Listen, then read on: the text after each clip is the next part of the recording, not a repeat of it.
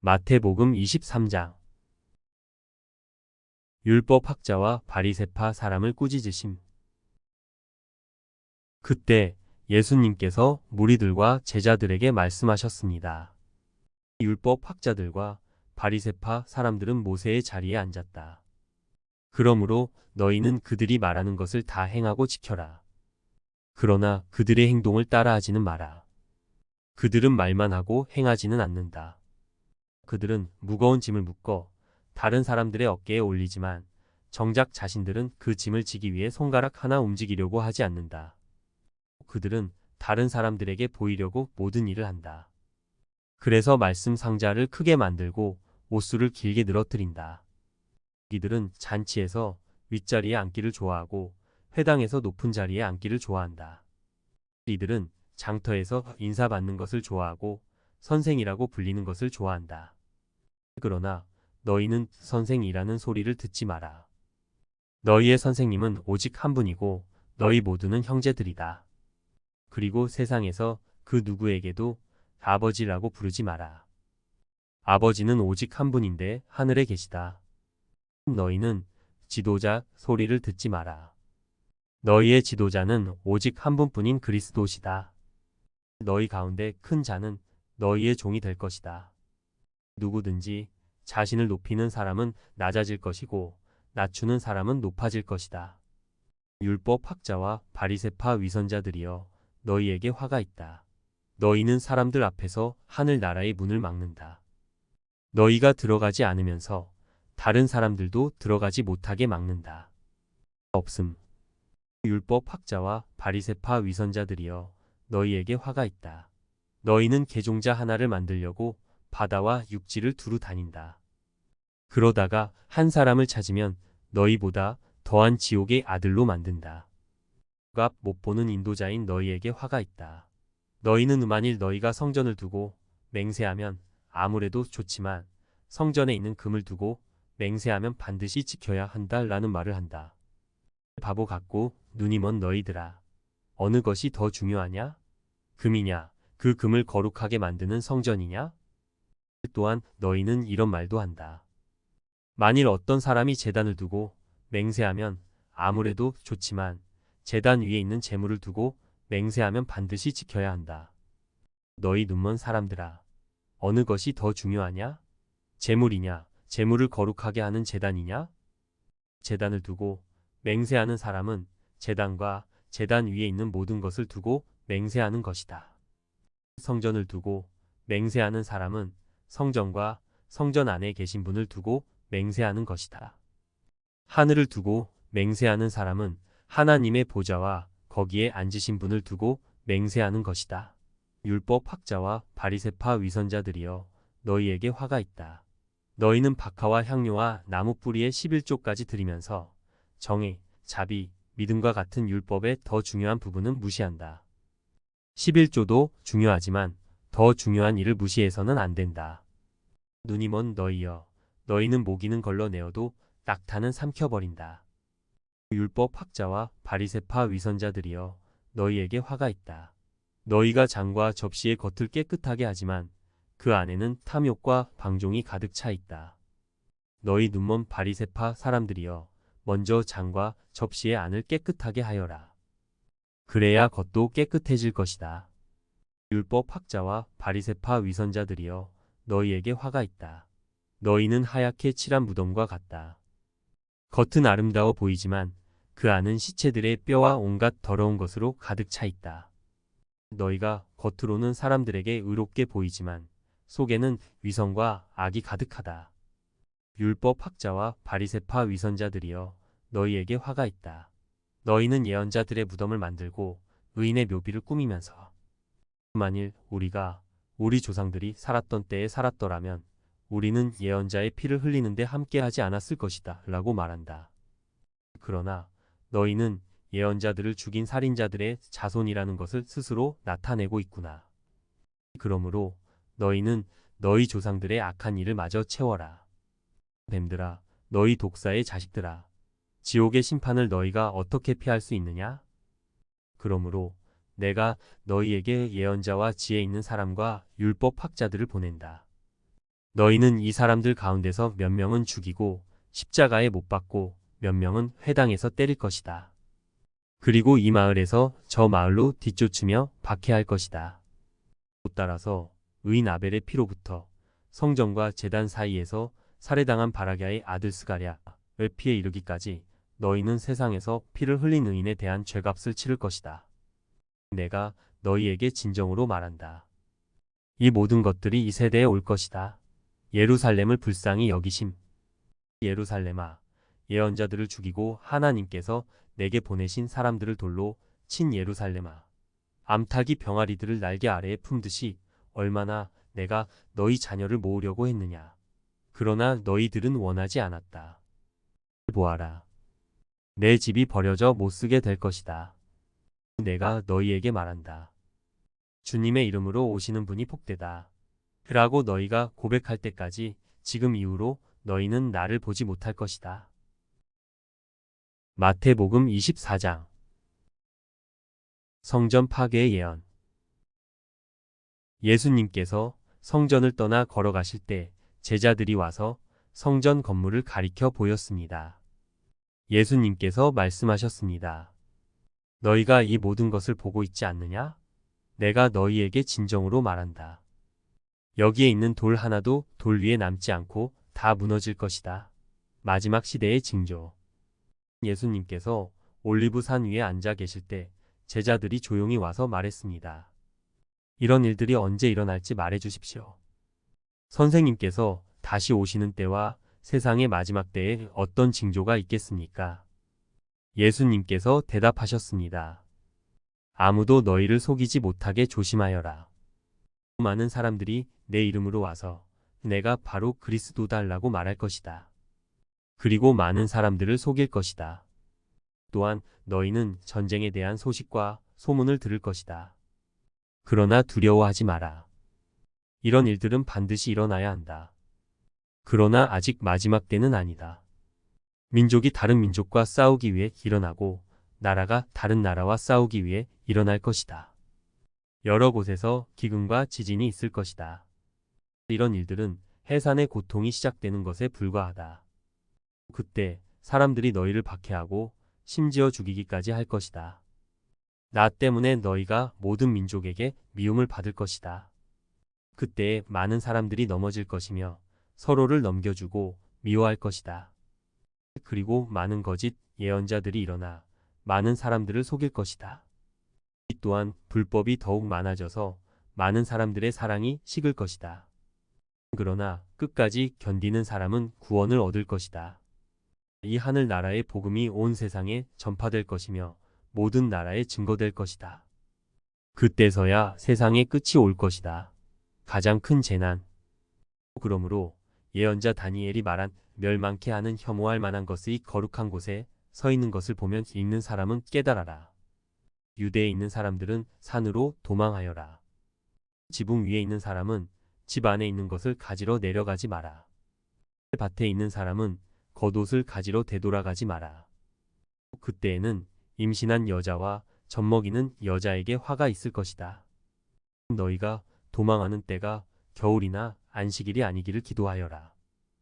그때에는 많은 어려움이 있을 것이기 때문이다. 세상이 생기고 나서 지금까지 이 같은 환난은 일어난 적이 없었고 이후로도 없을 것이다. 하나님께서 그 기간을 줄여주시지 않으시면 아무도 구원받지 못할 것이다. 그러나 하나님께서는 선택한 사람들을 위하여 그 기간을 줄여주실 것이다. 그때 사람들이 여보시오, 그리스도가 여기 계십니다. 또는 저기 계십니다. 라고 할 것이다. 그러나 믿지 마라. 거짓 그리스도들과 거짓 예언자들이 일어나서 큰 증거를 내보일 것이고 기적을 일으킬 것이다. 그래서 사람들을 속일 것이다. 그리고 할 수만 있으면 선택하신 사람까지 속일 것이다. 보아라. 내가 미리 너희에게 일러주었다.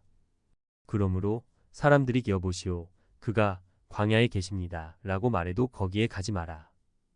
여보시오, 그리스도가 골방에 계십니다. 라고 말해도 믿지 마라. 번개가 동쪽에서 서쪽까지 번쩍이듯이 인자가 오는 것도 이와 같을 것이다. 시체가 있는 곳에는 독수리가 모여들 것이다. 인자의 오심. 그 환난의 날이 지난 직후에 태양이 어두워지고 달이 그 빛을 잃을 것이다. 별들이 하늘에서 떨어지고 하늘에 있는 모든 권세가 흔들릴 것이다. 그때에 인자가 올 징조가 하늘에 있을 것이다. 그때에 세상의 모든 민족들이 울며 인자가 큰 권능과 영광으로 하늘 구름을 타고 오는 것을 볼 것이다. 인자가 큰 나팔 소리와 함께 천사들을 보낼 것이다. 그들은 하늘 이 끝에서 저 끝까지 사방에서 택함 받은 백성들을 모을 것이다. 무화과나무의 교훈.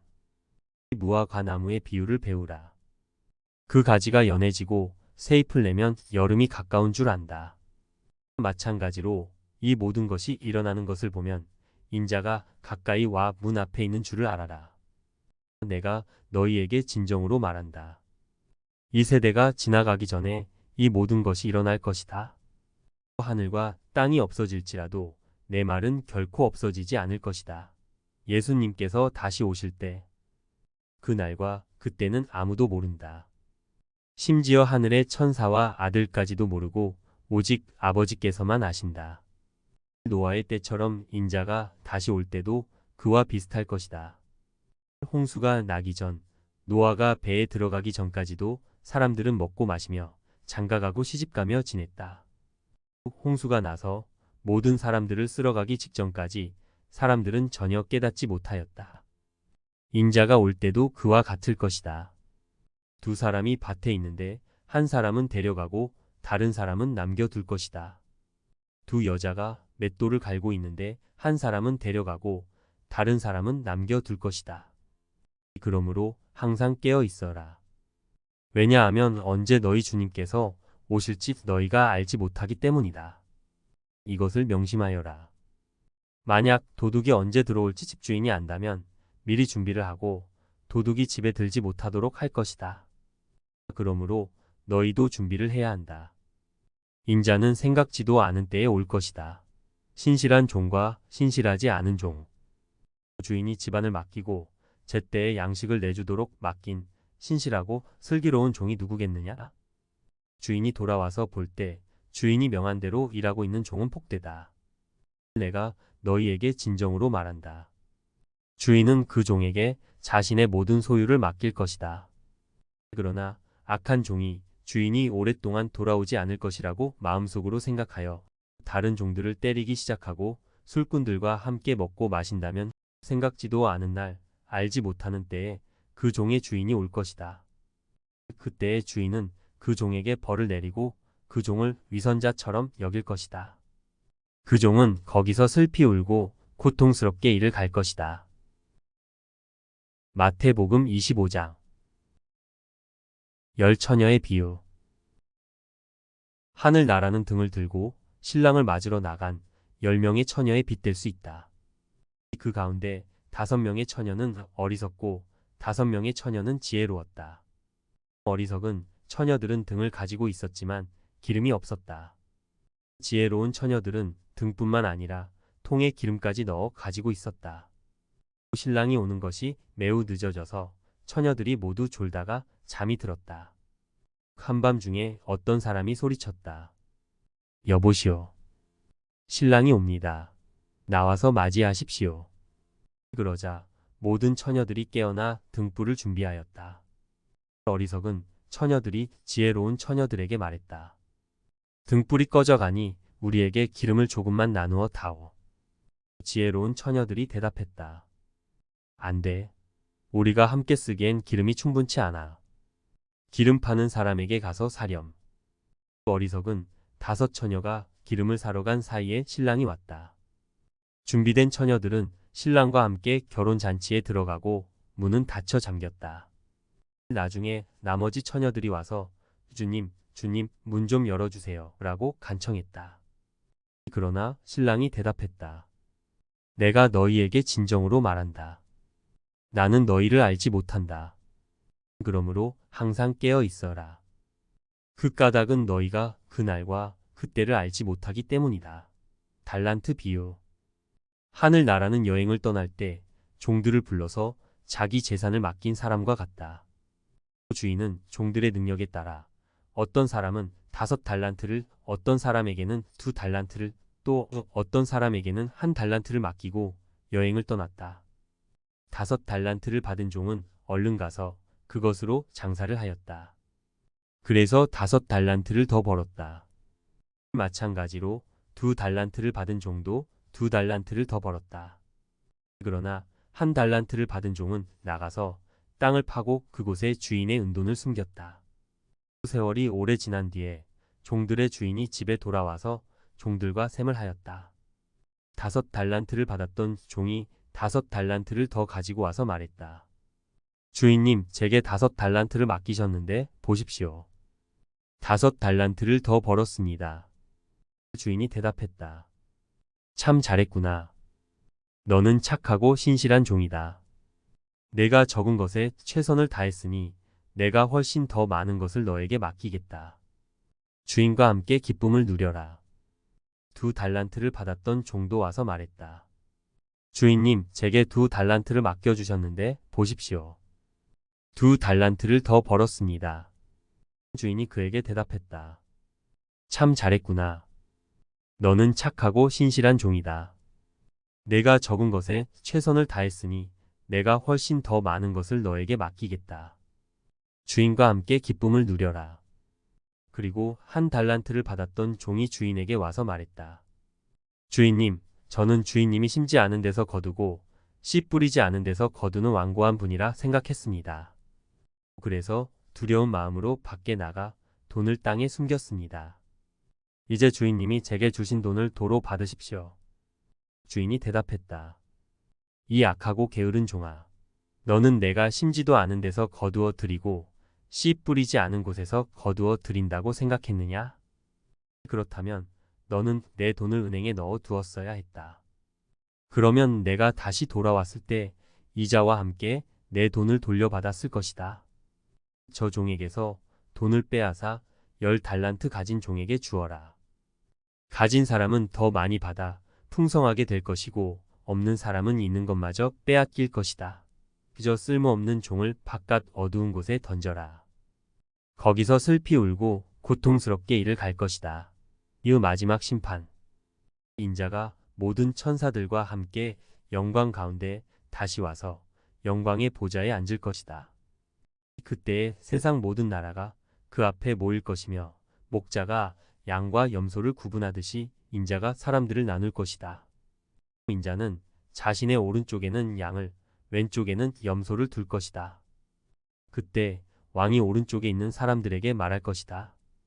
내 아버지로부터 복을 받은 너희들이여, 와서 세상이 만들어질 때부터 하나님께서 너희를 위해 준비하신 나라를 물려받아라. 내가 배가 고플 때 너희는 내게 먹을 것을 주었다. 내가 목마를 때 너희는 마실 것을 주었다. 내가 나그네로 있을 때 너희는 나를 초대해 주었다. 내가 헐벗었을 때 너희는 내게 옷을 입혀 주었다. 내가 아플 때 너희는 나를 돌보아 주었다. 내가 감옥에 있을 때 너희는 나를 찾아 주었다. 그때 의로운 사람들이 그에게 대답할 것이다. 주님, 언제 주님께서 배고프신 것을 보고 우리가 음식을 주었습니까? 언제 목마른 것을 보고 마실 것을 주었습니까? 언제 나그네 된 것을 보고 우리가 초대하였습니까? 언제 헐벗으신 것을 보고 우리가 옷을 입혀 주었습니까? 언제 감옥에 있는 것을 보고 또 아프신 것을 보고 우리가 찾아갔습니까? 그때 왕이 대답할 것이다. 내가 너희에게 진정으로 말한다. 보잘것없는 사람에게 한 일, 곧 너희가 이 형제들 중 가장 보잘것없는 사람에게 한 일이 곧 나에게 한 것이다. 그리고 나서 왼쪽에 있는 사람들에게 이렇게 말할 것이다. 저주받은 자들아, 내게서 떠나 악마와 그 부하들을 위해 준비한 영원한 불에 들어가거라. 내가 배가 고플 때 너희는 내게 아무것도 주지 않았다. 내가 목마를 때 너희는 마실 것도 주지 않았다. 내가 나그네 되었을 때 너희는 나를 초대하지 않았다. 내가 헐벗었을 때 너희는 내게 아무것도 입혀주지 않았다. 내가 아플 때나 감옥에 있을 때 너희는 나를 돌보지 않았다. 그때 그 사람들이 대답할 것이다. 주님, 언제 주님이 배고프거나 목마르거나 나그네 되었거나 헐벗었거나 아프거나 감옥에 있는 것을 보고 우리가 돌보지 않았습니까? 그때 왕이 대답할 것이다. 내가 너희에게 진정으로 말한다. 이 사람들 가운데 가장 작은 자 한 사람에게 하지 않은 것이 곧 나에게 하지 않은 것이다. 이 사람들은 영원히 형벌을 받게 될 것이다. 그러나 의로운 사람들은 영원한 생명에 들어갈 것이다. 마태복음 26장. 예수님을 죽일 계획. 예수님께서 이 모든 말씀을 마치셨을 때입니다. 예수님께서 제자들에게 말씀하셨습니다. 너희도 알다시피 이틀 뒤가 유월절이다. 그때의 인자는 넘겨져 십자가에서 죽을 것이다. 그때 대제사장과 장로들이 가야바라고 하는 대제사장 공관에 모였습니다. 그들은 조용히 예수님을 잡아 죽일 계획을 세웠습니다. 그러나 그들은 명절 기간에는 안 돼. 사람들 사이에 폭동이 일어날 수 있으니까 라고 말했습니다. 예수님께 향유를 부은 여자. 예수님께서 베다니에서 문둥병에 걸렸던 시몬의 집에 계셨을 때입니다. 한 여자가 비싼 향유 한 병을 가지고 와 식사하고 계시는 예수님의 머리에 이 향유를 부었습니다. 이 광경을 본 제자들이 화를 냈습니다. 왜 이 값비싼 향유를 낭비하는 것이오? 그것을 비싼 값에 팔아서 가난한 사람들에게 줄 수도 있었을 텐데. 예수님께서 이것을 아시고 말씀하셨습니다. 왜 이 여자를 괴롭히느냐? 그는 나에게 좋은 일을 하였다. 가난한 사람들은 항상 너희 가운데 있을 것이다. 그러나 나는 너희와 항상 함께 있지 않을 것이다. 이 여자는 내 몸에 향유를 부어 내 장례를 준비한 것이다. 내가 진정으로 너희에게 말한다. 온 세상에 복음이 전해지는 곳마다 이 여자가 한 일도 전해져 그를 기억할 것이다. 유다의 배반. 그때 12제자 가운데 한 명인 가룟 출신의 유다가 대제사장들에게 갔습니다. 가룟 유다가 말했습니다. 내가 예수를 당신들에게 넘기면 나에게 얼마를 주겠소? 제사장들은 유다에게 은 30개를 주었습니다. 그 후로부터 유다는 예수님을 넘길 기회를 노렸습니다. 유월절 음식을 나누심. 무교절의 첫 번째 날에 제자들이 예수님께 와서 말했습니다. 유월절 음식을 어디에다 준비할까요? 예수님께서 대답하셨습니다. 성 안에 들어가 한 사람에게 이렇게 말하여라. 선생님께서 때가 가까웠으니 당신 집에서 제자들과 함께 유월절을 보내겠다고 말씀하십니다. 제자들이 예수님께서 말씀하신 대로 행하여 유월절을 준비하였습니다. 그날 저녁에 예수님께서 12명의 제자들과 함께 음식을 드시기 위해 앉으셨습니다. 모두들 식사를 하고 있을 때 예수님께서 말씀하셨습니다. 내가 너희에게 진정으로 말한다. 너희 중에 하나가 나를 배반할 것이다. 제자들은 매우 슬퍼하며 한 사람씩 예수님께 묻기 시작했습니다. 주님, 제가 그 사람은 아니지요? 예수님께서 대답하셨습니다. 나와 함께 그릇에 손을 넣는 자가 나를 배반할 것이다.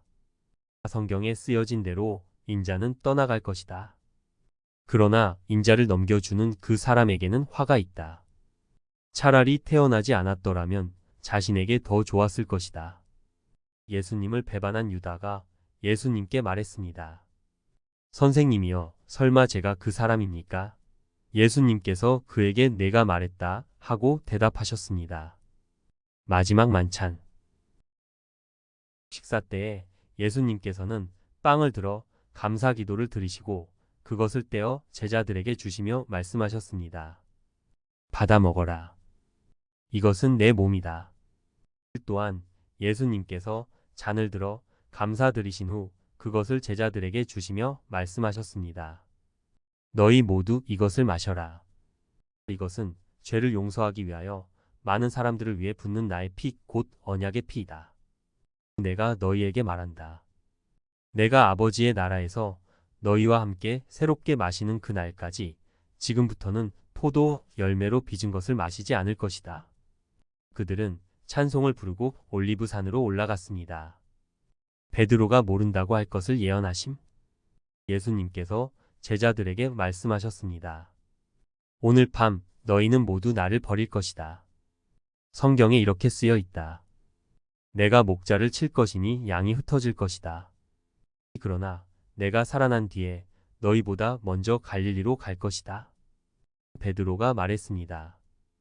다른 모든 제자들이 주님을 버릴지라도 저는 결코 버리지 않겠습니다.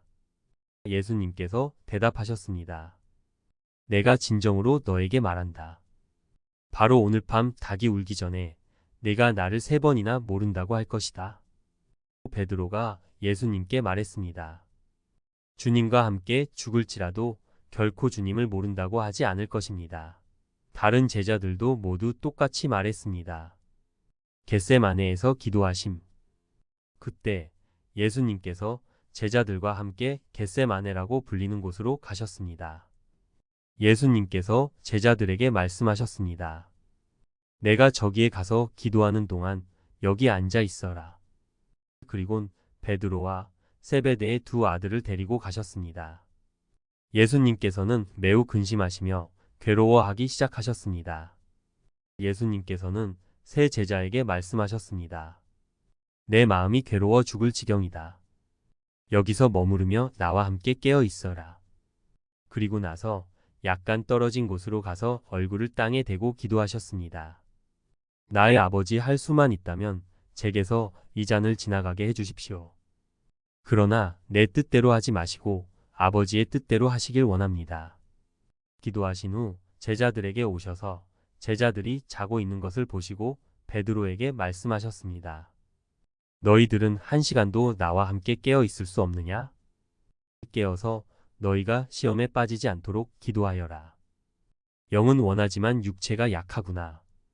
예수님께서 다시 가셔서 2번째 기도를 하셨습니다. 나의 아버지여, 이것이 제게서 지나갈 수 없고 제가 마셔야만 한다면 아버지의 뜻대로 되기를 기도합니다.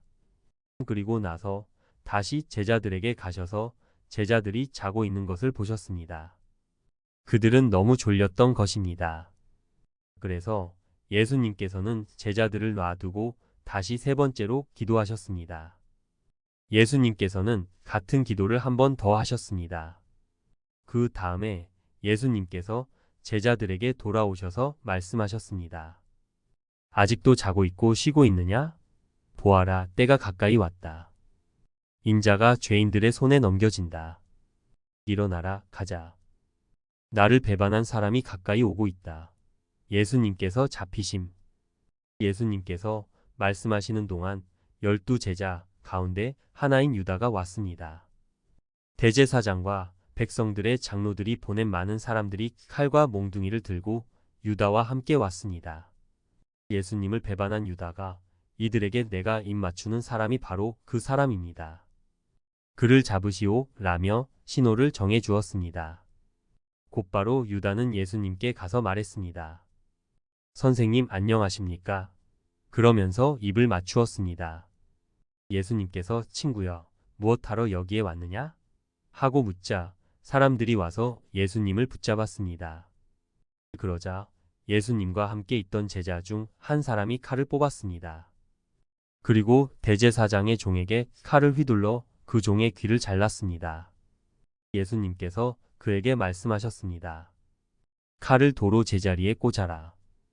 칼을 쓰는 사람은 칼로 죽을 것이다. 너는 내가 내 아버지께 말씀드리면 즉시 12군단도 넘는 천사들을 보내주실 것을 생각하지 못하느냐? 그러나 만일 그렇게 하면 이 일이 반드시 일어난다고 한 성경 말씀이 어떻게 이루어지겠느냐? 그리고 나서 예수님께서 사람들에게 말씀하셨습니다. 너희는 마치 강도를 잡을 것처럼 칼과 몽둥이를 가지고 왔구나. 내가 성전에 앉아 매일 가르쳤지만 너희는 나를 잡지 않았다. 이 모든 것은 예언자의 글을 이루기 위해 일어난 것이다. 그때 모든 제자들이 예수님을 버리고 도망갔습니다. 대제사장 앞에 서신 예수님. 예수님을 잡은 사람들이 예수님을 대제사장 가야바에게로 끌고 갔습니다. 거기에는 율법 학자들과 장로들이 모여 있었습니다. 베드로가 예수님과 멀찍이 떨어져 따라가 대제사장의 공관 마당에 들어갔습니다. 그리고 결과를 보려고 경비원들 틈에 끼어 함께 앉았습니다. 대제사장들과 전체 의원들이 예수님을 죽이기 위해 예수님을 고소할 거짓 증거를 찾으려고 하였습니다. 많은 거짓 증인들이 나왔으나 아무 증거도 얻지 못하던 중 마침내 두 사람이 나왔습니다. 이들은 이 사람이 나는 하나님의 성전을 헐고 그것을 3일 만에 다시 세울 수 있다 라고 말했습니다. 라고 증언했습니다. 대제사장이 일어서서 예수님께 물었습니다. 당신은 아무 대답도 하지 않겠소? 이 사람들이 당신에게 불리한 증언을 하는 것에 대한 당신의 답변은 무엇이오? 그러나 예수님께서는 아무것도 말씀하시지 않았습니다. 다시 대제사장이 예수님께 물었습니다. 내가 살아계신 하나님께 맹세하고 당신에게 명령하니 우리에게 말하시오. 당신이 하나님의 아들 그리스도요? 예수님께서 대답하셨습니다. 내가 말했다. 그러나 내가 너희에게 말한다.